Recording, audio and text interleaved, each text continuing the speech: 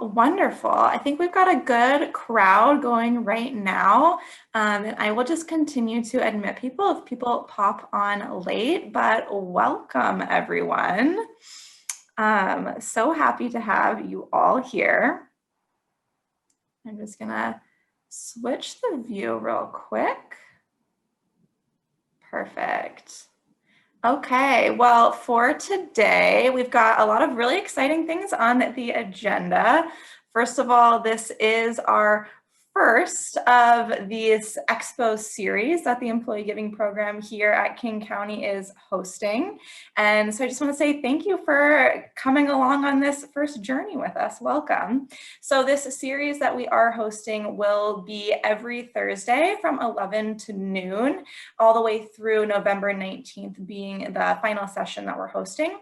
And each session has a different theme or topic, so we can really delve into some of the really important work that some of our nonprofit partners are doing in the community. So this week's theme, as you all know, is social and economic justice. And we are really excited to welcome 4 different nonprofits here to speak with us. So those 4 are Seattle Against Slavery, Rainier Valley Corps or RVC, Social Justice Fund Northwest, and Project Feast. So they all kind of go through the whole gamut and spectrum serving for our community. And so we're going to do a little presentation. They'll each have about 10 minutes to speak about their organization. And we will have time at the end of each presentation to go through a couple questions. So I do recommend that you keep yourself on mute so we can actively listen to the speaker. But if you have any questions that come up, please feel free to put them in the chat function, and then we'll take a couple minutes after each presentation to go through those. Awesome. Well, without any further ado, I'm going to share my screen here so that you can see the PowerPoint presentation that some of the nonprofits have put together. And we'll be welcoming Tanya Fernandez, the Director of Education at Seattle Against Slavery, to speak first. So one moment while I share my screen, and then we will get started.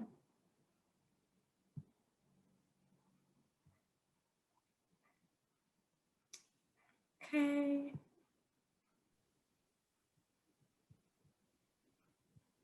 Here we go. And Tanya, you can feel free to take it away. Thank you. Hi, I'm Tanya. Thank you so much for having me today. I really appreciate it. And thanks to all of you for showing up. I'm looking forward to any questions you might have, because really this is just a super, super quick introduction to our organization. So I am the Director of Education. I'll tell you a little bit more about my specific role in a second, as well as what the organization does as a whole.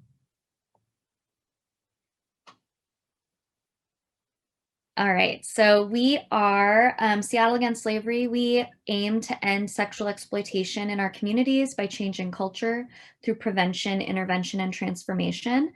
So I know there's a lot of words on this slide. I'm not going to read everything, but the main takeaway is that we actually have a pretty unique model to addressing human trafficking and sexual exploitation.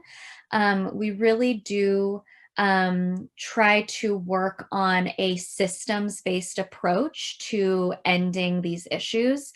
So rather than a lot of the amazing work that is being done with folks who are at risk or who are in situations of harm currently, we really are trying to work within those systems and alongside those systems to help support folks not getting exploited to begin with, but also to help support folks who are trying to exit exploitation right now. So through the use of transformative justice, prevention, and then also technology, we are really trying to come alongside all of the other amazing direct service providers who do anti-trafficking work.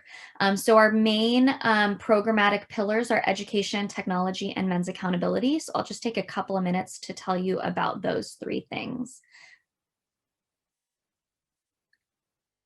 Whenever you're ready, Hannah. All right, so education, this is my piece. I work a lot with young people, so primarily high school students, young adults, early college. Our touchstone education program is something called Trafficking Prevention for Schools. So that is a curriculum that I developed alongside survivors, teachers, experts in their field, social workers, that really does aim to help students participate in critical thinking and dialogue around the issue of trafficking to really discover what the root causes of exploitation is. So we talk about racism, we talk about socioeconomic injustice, we talk about environmental injustice, and our aim is to really encourage youth participation and activism that is lifelong. So we're hoping to get folks involved in the movement, engaged in the movement young, not just so that they're able to keep themselves safe, keep their community safe, keep their friends safe, but also so that they don't end up exploiting others throughout their lifetime. And then even further than that, so that they can kind of have that ripple effect of change throughout their communities. They are leaders. They're already leaders. I don't love to use the word empowerment, because they already are super powerful. We really are just helping them channel that energy and that desire for change and activism into the anti-trafficking movement. Something that was an unintended but super positive consequence of Trafficking Prevention for Schools, which is the school-based program, is Youth Leadership Board. So we had so many students who wanted to continue to do this work that we actually ended up starting a Youth Leadership Board. We currently have 12 students who are working on we just picked our project yesterday, so I'm very excited. They are going to be working on a supply drive for one of our partner service provider organizations. So these are students aged 13 to 18 who are just in their free time wanting to support the anti-trafficking movement and get involved. So we do a lot of work with them. We also run workshops for teachers, parents, community members. So when I say prevention, that's not just for young people. Prevention really takes all of us. We do tailored middle school, high school, and college classroom presentations. So connecting this concept of sexual exploitation and sex trafficking to the other issues that people are talking about, or other topics that folks might be learning about. And then we collaborate with local community organizations for ongoing projects. So this is just a quote from a Trafficking Prevention for Schools alum and former SAS intern. So she did the program and then ended up coming back to work for us. So for me, TPFS was just the beginning of a lifelong conversation. It introduced me to new ways of thinking. I started to consider how small everyday interactions were part of larger phenomena.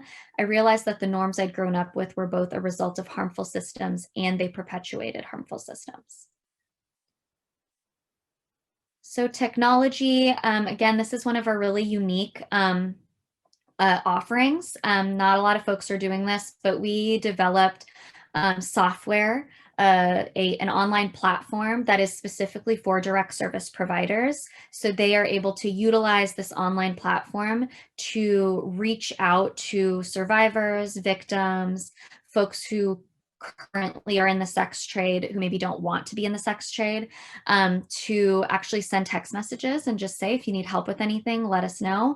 A lot of folks on the other end of those text messages are survivors themselves. So once those victims respond, they are able to have direct communication with an advocate. So even though the platform itself is tech-based and the automatic text that gets sent out might come through a computer program, any response that that program gets goes directly to an advocate.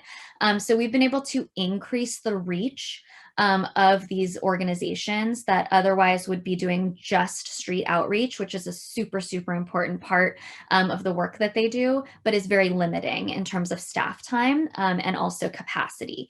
So we've been able to increase that reach. So even just looking at the positive response rate of 8%, I know 8% seems like out of 100% doesn't seem that good, but when you think about how many unique texts are getting sent out, to have 8% of those people respond back and actually want help to get into services, that means that over 2,000 victims or survivors engaged with service providers in a positive way. So this is an advocate who uses our platform. I was on the hotline Sunday and got a call from a woman in tears. She said, "You have texted me on all of my numbers. And when this happened, I knew I could call you."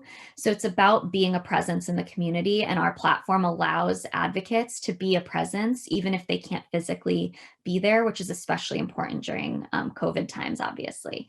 And then finally, we have our men's accountability program. So this is two parts. We have a stopping sexual exploitation program. This is a program for men who either are court ordered because they were caught purchasing sex, or they choose to opt into the program because they themselves think that they might have a problem.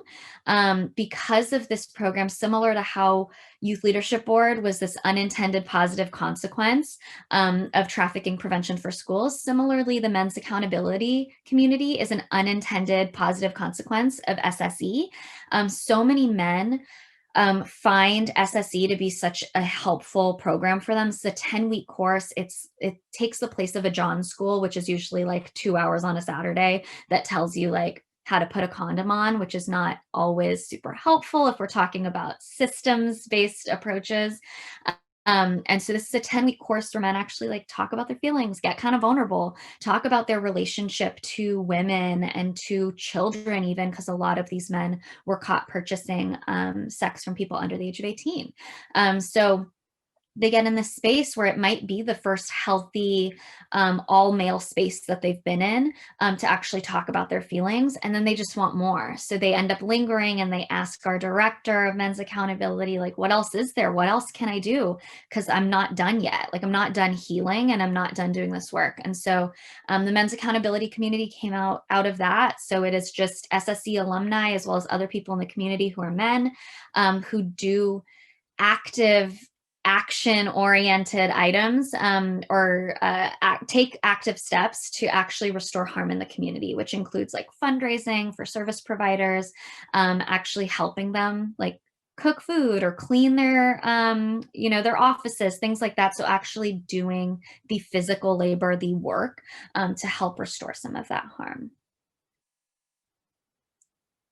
And this is from an SSC participant last year. "I learned new ways of thinking about sexual relationships, communication, and how men think about emotion and self-worth." So that's kind of it. There's obviously a lot more there, but that's the summary of like our main offerings, our main programs. Like I said, it's kind of a unique approach to this work. A lot of times people think anti-trafficking work is only direct service, and we really are trying to change that and think kind of bigger picture systems change. So if you have any other questions, you can ask it right now, or you can always contact me. Thank you so much, Tanya. I don't see any questions in the chat right now, but if we do have time for one or two, so if anybody has one, do feel free to unmute yourself real quick and ask that.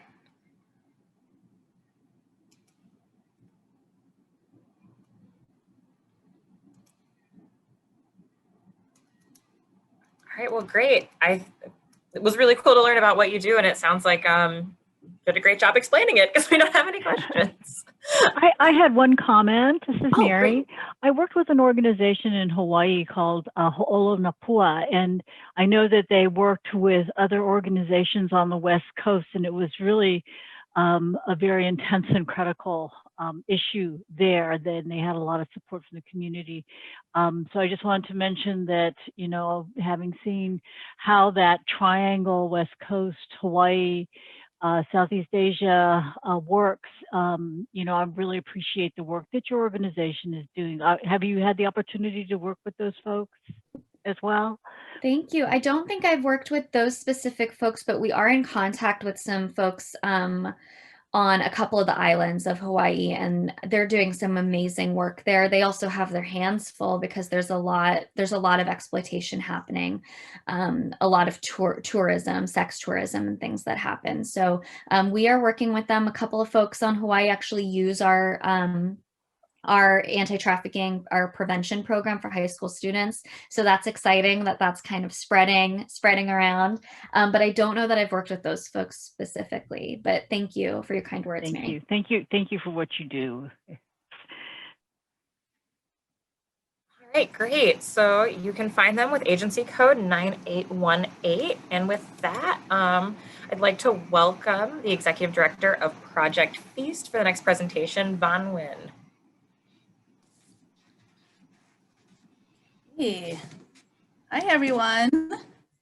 Thank you for having me. And I'm just waiting for Hannah to bring up my PowerPoint. Okay, so my PowerPoint is mainly images because I wish we could show you our kitchen. I wish I could show you our apprentices, but we can't. So there will be a lot of photos in here. But first, just let me introduce Project Feast. So Project Feast provides culinary training to low-income immigrants and refugees so that they can pursue a livelihood in the food industry. We are located in Kent, Washington. We have a cafe there, as well as a catering business.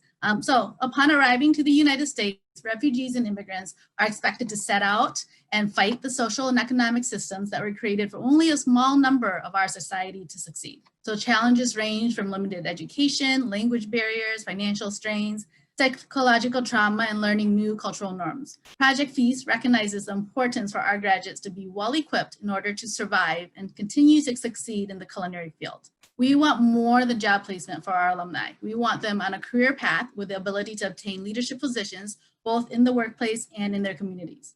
So currently, we provide a 400-hour culinary skills apprenticeship program. While we do not offer pay, we do offer scholarships of $500 a month to help alleviate expenses that may be needed for students to participate in the program. So they use them for services such as childcare and public transportation. Our priority is refugee women, and so we have a lot of single moms in our program, so we know this funding really helps them out. So in addition to basic commercial kitchen skills, students gain hands-on experience supporting our cafe and catering services. We also offer workshops on small business development, including lessons on financial literacy and business planning. Since 2017, we've graduated over 70 apprentices. 80% find jobs in the food industry within 3 months, and 25% have opened up their own small business. And so while 25% may seem like a small number, not all of our apprentices dream of opening up their own business because it's a lot to do that. But also some just want to find a good paying job to support their families. And some, they go on to volunteer for their communities, like cooking at church or school functions. And we have some go on to further culinary education. So for instance, one of our recent apprentices, Jin Yu, he is the big, tall Korean man. You see these pictures. He'll be starting a baking program at Renton Tech in January. So these are just some recent pictures of our apprentices. And so they really learn to cook in our cafe and our catering program. We used to do catering for 200 to 300 people. And so cooking, even though they all love cooking and they all enjoy cooking at home, they have never cooked for that large number of people. So that's where we really see the growth in our program. Okay, so in normal times, our apprentices would run our cafe, creating the menu, taking orders, cooking on the line, serving customers. Because our cafe is actually pretty small, we actually don't have our own dining space. We share a public dining space that is still small. So we haven't been able to reopen, but we did launch a family meal to go. And so each week we offer a family meal for 4 with dishes inspired by past and present apprentices. And so these meals provide the same kind of training to our apprentices that we've tasked them with before, with creating menus, preparing prep lists, and interacting with customers during pickup. Since our first meal in mid-April, we did Anna's albondigas in a chipotle tomato sauce with black bean taquitos and a spring salad with cilantro lime dressing. Doesn't that sound delicious? We've created over 22 different meals and we've sold over 700 orders. So you can see here, I think people can't imagine the scale. Like if you're cooking at home, you're not cooking like Anna is. She's there, she's doing nopales and pork stew. And she actually sent this picture to her friends and families because they're like, no, you can't cook in, there's no way you're cooking those big vats of soup. So that was pretty amazing to see. And we taught them how to package. We were all learning. So back in April, packaging these meals were so stressful because we have never done that before and we made mistakes every week. Somehow our math did not add up, we would forget something, but I think we've gotten to a really good point where we are so organized, we have prep lists for everything, and we've taught them how to just prepare everything and get our orders organized. Once in a while, we still forget a few things, but our customers are lovely and they forgive us. You still get delicious food.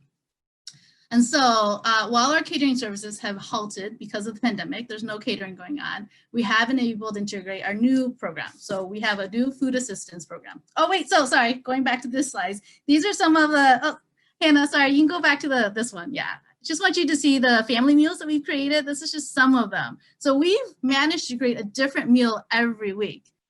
Which if you think about it is really amazing because, you know, restaurants don't offer different things every week. Some do, but mostly it's just the same menu. So we have the Anna's nopales and pork stew with a corn salad. And we even offered a hibiscus drink at that one. We have a Kenyan curry fish. We have a hawash, so it's a Somali dish, chickpea stew. We have a Vietnamese fish. That was my family meal. And then we had this delicious chicken mole from our apprentice Ophelia, who does have her own business. So whenever possible, I like to collaborate with former apprentices who have their own business so we can give them money. We're not giving them money, they're working for it, but we can help support them during these times as well. Okay, ready for the next slide. And so we have a new program. We have a food assistance program. And so this was our way of trying to stay alive. So there was no money coming in, right, when catering was done. And so even though food assistance at that time, there was no money, but there was a need. And so we had an opportunity to create culturally appropriate foods for immigrant seniors, first of all, and then immigrant families in the South King County area.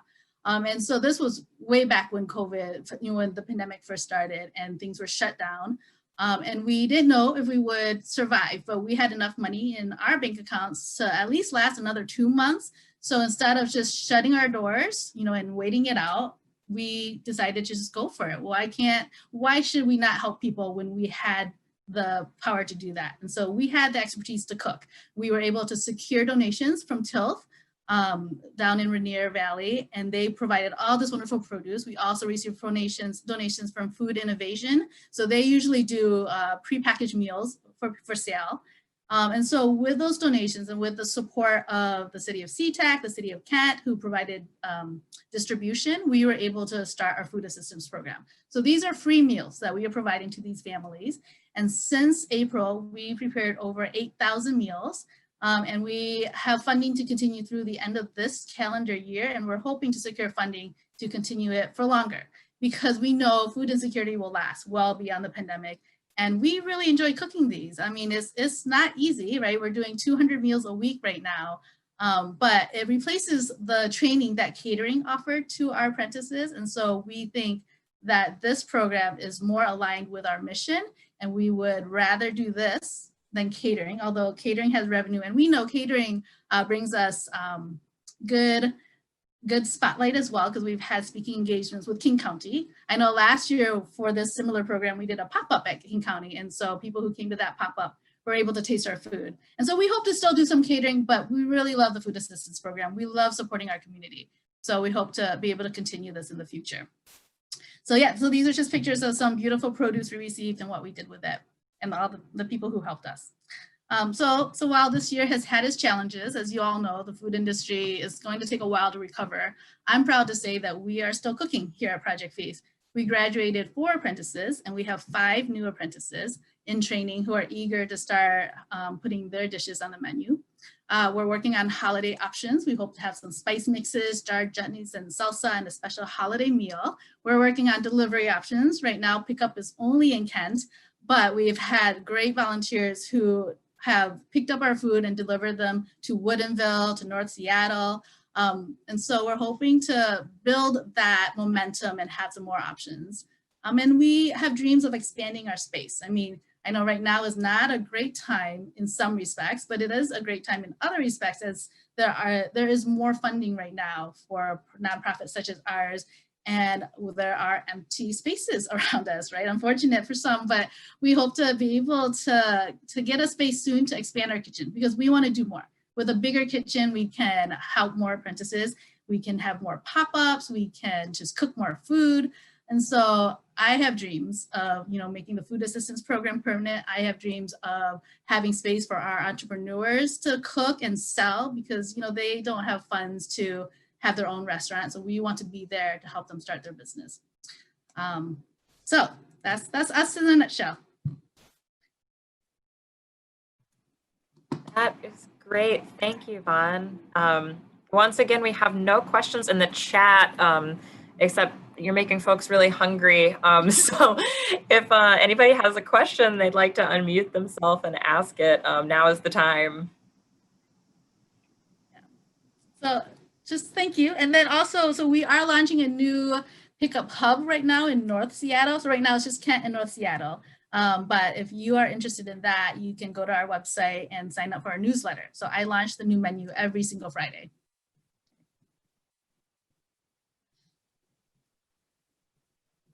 As a North Seattleite, I'm very excited to hear that. Thank you. All right, so let's move on. Make sure to look up code 9812 to find Project Feast. And now we would like to welcome Chris Rhodes, the Development Director at RVC, formerly known as Rainier Valley Corps. Thank you, Stephanie. And man, I'm hungry. Okay, sorry. Slight sidebar. Good morning, everyone. As Stephanie mentioned, my name is Chris Rhodes. I am the Director of Development for RVC Seattle, formerly Rainier Valley Corps. And I greatly appreciate you taking some time to join us this morning in the midst of our new norm and creating some space for us there. So with that said, we'll go to the first slide.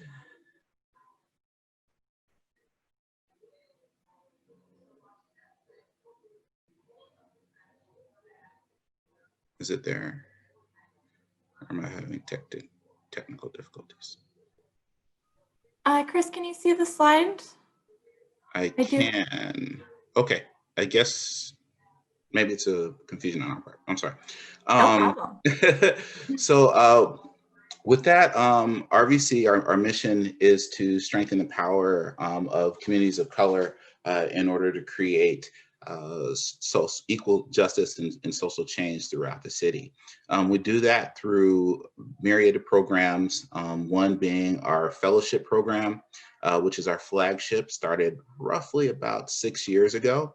And in that program, we enlist cohort of professionals of color from, let's see, I'd say pretty much anywhere from Rainier Valley to South King County.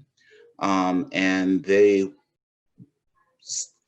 partner with organizations that allow them to learn professional development skills within, I'm sorry, I was looking at the messages, professional development skills within the nonprofit sector.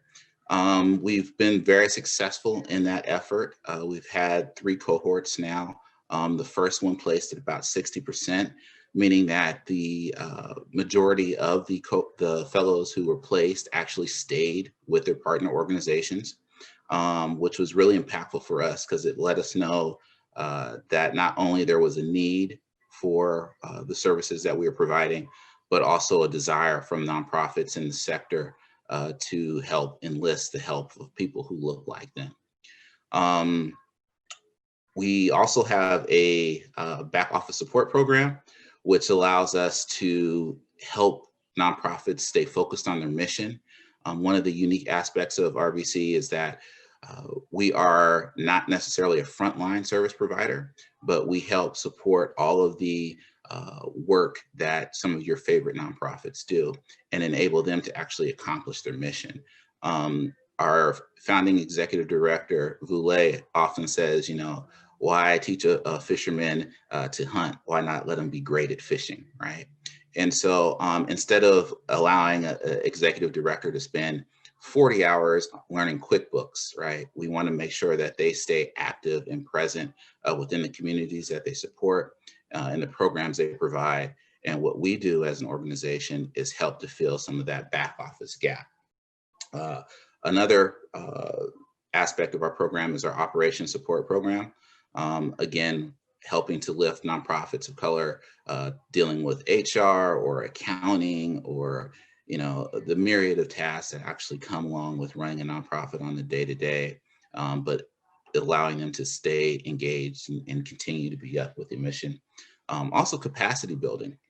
One of the greatest shortfalls for nonprofits that we've come to witness is that you know, there's a shortage of support. There's a shortage of talent out there. There's a shortage of ways that they can actually increase the impact that they have. And so we want to help those nonprofits do that. And one of the ways we actually help accomplish that task is by not only having professionals like myself who might have more experience in certain areas, we also enlist, whether it's a consultant or a contractor, that enables the nonprofit leaders that we work with to learn what's the best way they can harness their current power and make best use of their time and be as impactful as possible. I think one of the things that in my 3 years with the organization, have witnessed is that we've worked with nonprofits who literally the executive director was not receiving a paycheck, right? They were just doing it for the sole ability of witnessing the need in a particular community. And what we were able to do was actually work with them to develop a development plan, to build a large constituent base, to actually lay out a business plan so that they could actually receive a salary, a functional and living wage within the city of Seattle, which, as you all know, is quite high, right?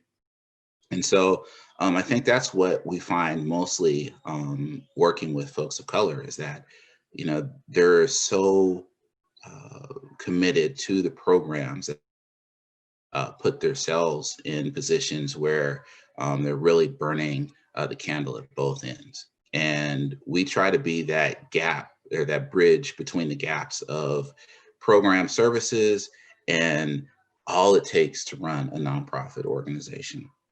And I think we find it rewarding in the fact that we are not necessarily on the front end of making the accomplishment or getting the accolades, but we see a nonprofit grow and we see the impact that it has on the community it serves, and that's the reward at the end of the day. I know for me, my first experience with the cohort back in 2017, I walked in and I looked at all these young professionals of color, and they were just phobic of asking for money and donations and everything. So I sat down and I had them go around the room and ask me for a donation.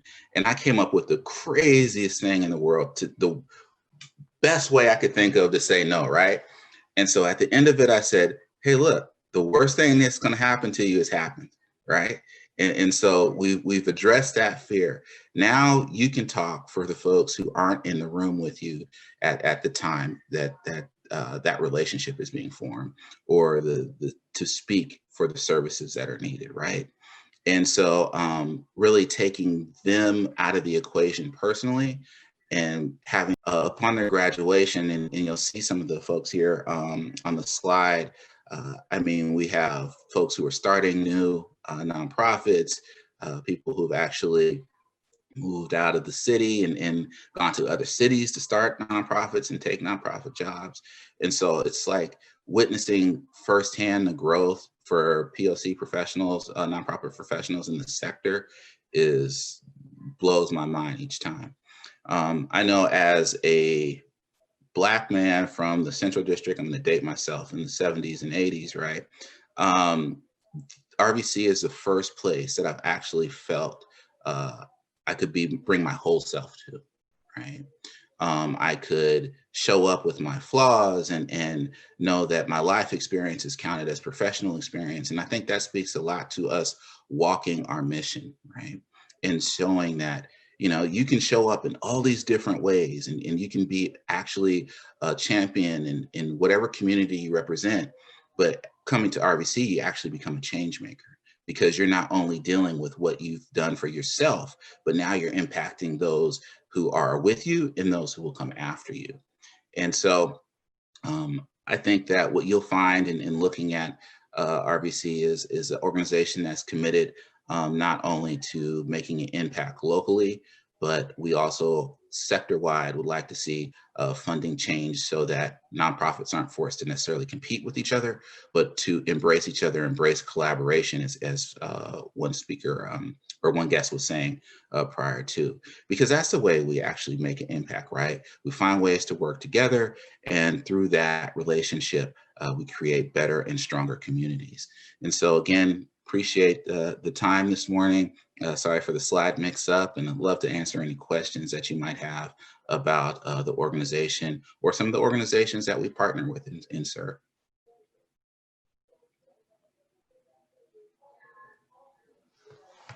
Great, thank you so much, Chris. That was really cool to learn more about. If anybody has any questions, please feel free to unmute yourself and ask them. We definitely have time for a couple, so.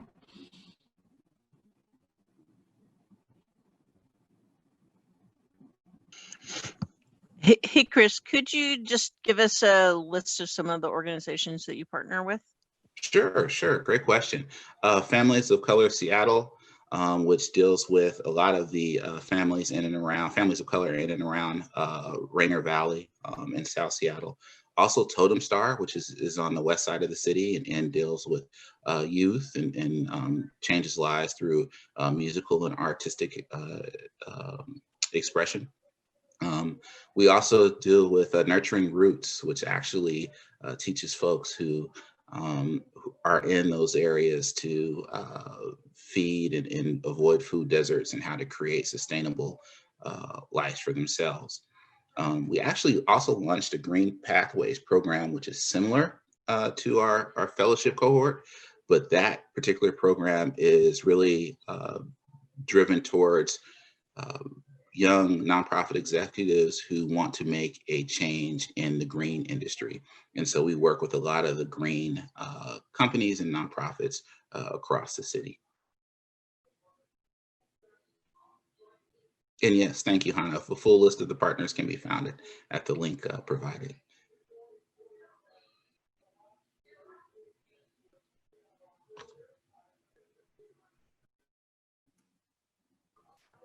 Thank you. Are there any more questions for Chris about RVC?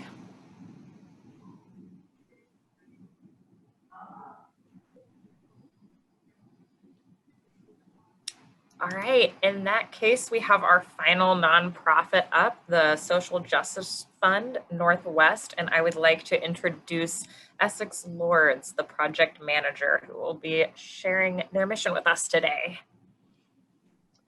Thank you so much, Stephanie. Good morning, everyone. Can everybody hear me okay? Yeah. Okay, great. All right, so again, my name is Essex Lords. I use he, him pronouns, and I am a project manager at Social Justice Fund Northwest.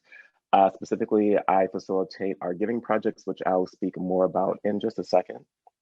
Excuse me. So Social Justice Fund is a membership-based foundation. So we leverage the resources of our membership to move significant amounts of money to groups engaging in community organizing in the Pacific Northwest in the region. So we fund organizations doing community organizing in Washington, as well as Montana, excuse me, Idaho, Oregon, and Wyoming. Social Justice Fund was founded back in 1978. It was initially called a territory resource, and it was founded by a wealthy white young individual in each of those 5 states in the region. And it's gone through a lot of evolution, particularly through the commitment to anti-racism over the decades. Social Justice Fund has been able to expand its membership, and it actually went through the name change from a territory resource to Social Justice Fund Northwest in 2005 to both mark the expansion of the accessibility of the membership, as well as to mark the deepening commitment to social justice. So in 2010, we piloted what is now our sole model of grant making. We engage in donor organizing through giving projects, of which I am a facilitator. So what are giving projects? They are projects that engage about, on average, 20 or so individuals over a 6-month period. And we go through a list of activities such as community building and personal storytelling, political education and personal reflection on race and class identity, learning directly through engaging with grassroots organizations, through personal giving. We support folks through grassroots fundraising training, as well as personal support.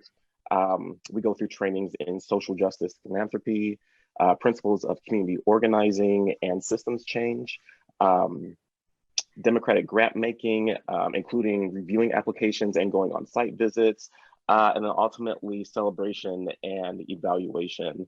So the giving projects are a way of engaging folks in what we call more democratic grant making. So, you know, us as staff members, we don't make decisions about where the grants go, what organizations are ultimately awarded. We basically recruit people, right, who are volunteers in the community to engage in this 6-month process to take on the skills needed as both grassroots fundraisers as well as grant makers to both fundraise the money that becomes grants and then to determine what organizations are ultimately awarded. So it's what we call, you know, community-based grant making or democratic grant making, where the decision-making power lies in the volunteer cohort. You know, us as staff, like myself as a facilitator, we basically support the volunteers in having the skills and resources they need to make the grant, to do the fundraising as well as the decision making to the best of their ability at the end of the process,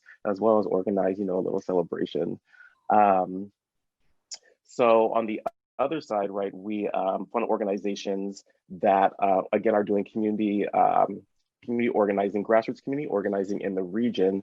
And we do that particularly through focusing on organizations that meet our organizing criteria, which is organizations that are led by people who are most directly impacted by the issues the organization is working on, organizations that continually build leadership from within their own membership base or community, organizations that work to understand and address the root causes of the issues and not just the symptoms, organizations that bring people together to build people power they wouldn't have individually, organizations that use power to create systemic change, which include altering unjust power relations, and organizations that see themselves as part of a larger movement for social change, and organizations that work towards strengthening that movement. Organizations that are doing really deep grassroots community organizing in the region is what we focus on. We, you know, see in this world right now that community organizing is one of the most underfunded sectors in terms of philanthropy. So larger organizations like, or foundations like the Gates Foundation or, you know, Kellogg and whatnot, they do great work in their own ways, but oftentimes organizations that are doing community organizing in the ways that they know best are oftentimes looked over by larger foundations, particularly when, you know, grant opportunities are a list of they include a list of, you know, restricted activities, right? Our grants are unrestricted. They could be used for any type of, you know, general operating expenses that organizations may need, because we know that organizations doing community organizing are doing those in innovative ways and they know what's best. So we let organizations be the experts and not, you know, further a scenario where philanthropy gets to dictate what community organizing looks like. Our grants are $30,000 over 2 years currently. And yeah, they go a long way in terms of maintaining, you know, long-term sustainability for community organizing where there is a, you know, small amount of funding in the sector. Let's see. And I'm not sure where I'm at on time. I said I was going to pay attention to the timer and I totally forgot. But in terms of what's happening currently, we currently have 2 giving projects that are running. And I would say that each giving project also focuses on a specific issue area. So organizations within that issue area will apply for the complementary grant cycle. So right now we're doing a giving project on forced migration and displacement. So it's, you know, calling organizations that are doing tenants' rights, immigrant rights, and things of that nature, things that are maintaining folks' ability to move where they want and to stay where they want. That giving project is underway right now, as well as we have a Black-led organizing project starting this weekend in Portland, which is open to volunteers who are Black, as well as organizations that are doing work that supports the Black community in a large swath of mission and and a large swath of mission statements. Still early. And how am I doing on time, you guys? Do I have a couple more minutes or? Yeah, you're good on time. You've got a few minutes for sure. Okay, great. Let's see. Actually, we could go ahead and go into questions. I had another. Yeah, let's go into questions. Great, yeah. Once again, nothing in the chat. Everybody's got their questions in their heads, which is great. So if anybody has a question they would like to share. Ooh, okay, we have one in the chat. Where does your funding come from? Yeah, thank you. So we have a small endowment, but as I said, the money that we distribute as grants, that money comes from our membership. So we have a large membership base that is made up of hundreds of alumni over a decade of running these giving projects. So over the past decade, we've had various, the number of giving projects we've been able to run has varied, but we have, well, you can't, I don't know exactly what the number of our membership is. It's a lot of folks in the region over this time.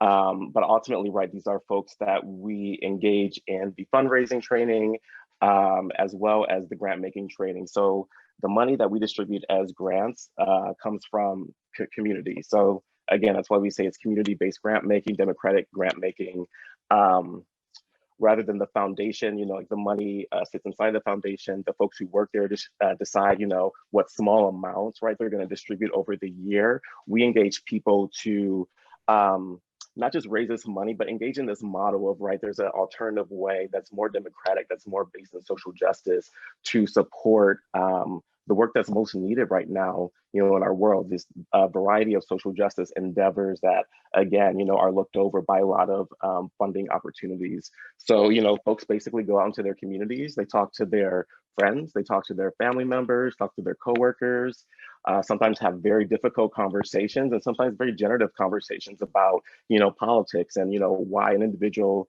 joined a giving project, why they're really excited about, you know, an organization like Hilltop Urban Garden, you know, in Tacoma doing community, making community gardens, right? And that's the money that you know, a cohort will ultimately pull together to distribute as grants. You know, I think the average giving project, the average amount that's raised in each giving project is somewhere around $200,000 to $300,000 that we turn into $30,000 grants to different organizations. So that money is, and like a small cohort of 20 people, you know, that's a really amazing feat over 6 months. And it goes a really long way to, again, maintaining the sustainability of community organizing in the region.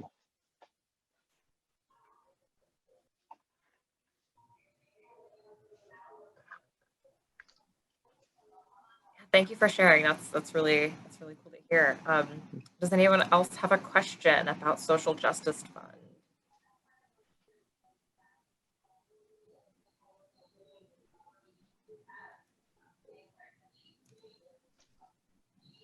Awesome. Well, I just want to say thank you to all the speakers for coming today, as well as all of our King County employees here. Again, this will be a session that was recorded, and so we will put this up on YouTube in a few days. So feel free to share this with other colleagues that you have at King County that you think may be interested and just were unable to attend the session today. And otherwise, again, as I noted, we will be having these types of presentations every Thursday through November 19th. So I hope you'll join us next week. Next week's theme is animals. So we'll be having some fun, 5 different organizations next week actually to talk about their work that they do in the region supporting animal life. And otherwise, please let us know if you have any other questions, but thank you all so much for being here. We can give all of our speakers a little silent round of applause. Thank you, everyone.